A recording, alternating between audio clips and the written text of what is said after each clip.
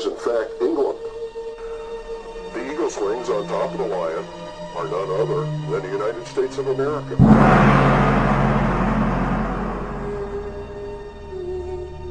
Or the Soviet Union. It's interesting that there were 3 ribs in the bear's mouth, and the ribs themselves tell the bear what to do. The ribs are Marx, Engels, and Lenin. The best example we have is Nazi Germany or national fascism.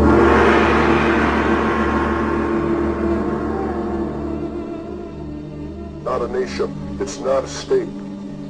What is it then? That it rises up and devours, it says, the whole world, absorbs the nations, destroys their constitutions, takes over their sovereignty, and rules their people with an iron fist. It's the United Nations.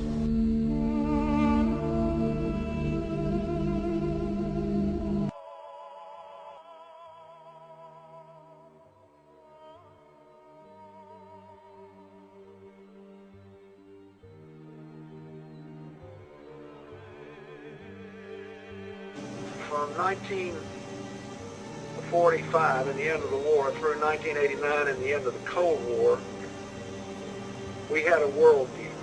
Republican and Democratic presidents alike, from Harry Truman to George Bush, stood for freedom and stood for certain propositions that would make America strong and healthy and grow the middle class and shrink poverty and stand against communism.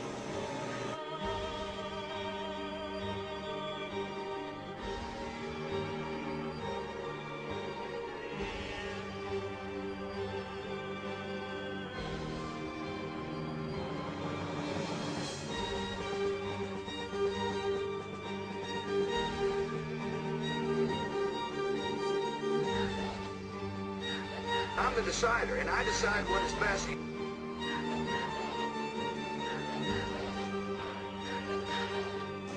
And after 1989, President Bush said, and it's a phrase that I often use myself, that we needed a new world order.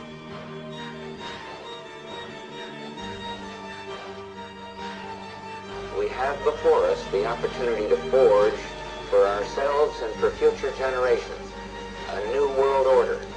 A world where the rule of law, not the law of the jungle, governs the conduct of nations. When we are successful, and we will be, we have a real chance at this new world order, an order in which a credible United Nations can use its peacekeeping role to fulfill the promise and vision of the UN's founders.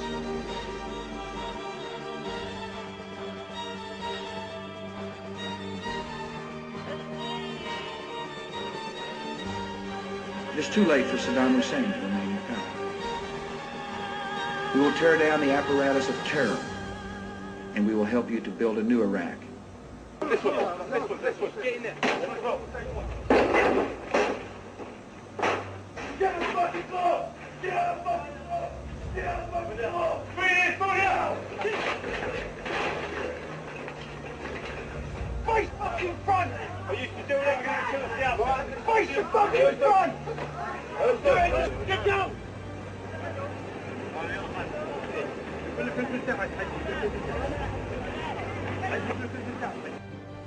Saddam Hussein and his sons must leave Iraq within 48 hours. Their refusal to do so will result in military conflict, commenced at a time of our choosing. For their own safety, all foreign nationals, including journalists and inspectors, should leave Iraq immediately. Many Iraqis can hear me tonight in a translated broadcast, and I have a message for them. If we must begin a military campaign, it will be directed against the lawless men who rule your country, and not against you. Your fate will depend on your actions, and it will be no defense to say, I was just following orders. We're dealing with people that are perfectly willing to lie to the world to attempt to further their case. And to the extent people lie, ultimately they are caught lying and they lose their credibility. And one would think it wouldn't take very long for that to happen dealing with people like this. Thank you. Yeah, Okay, I'm Gerald Ford, and you're not. I'm not a crook. Why am I here? The question is whether we're going to go forward tomorrow or we're going to go past the back.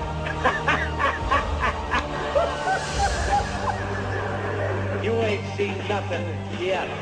You ain't seen nothing yet. You ain't seen nothing yet. Doing everything we can.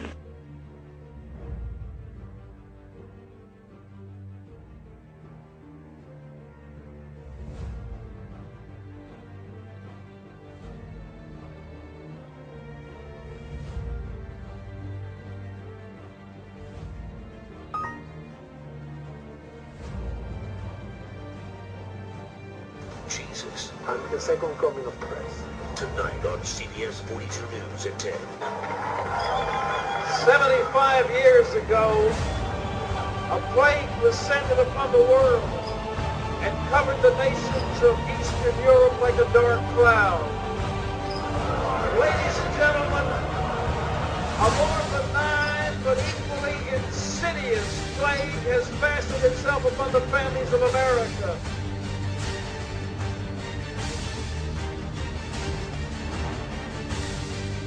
Let us never tolerate outrageous conspiracy theories.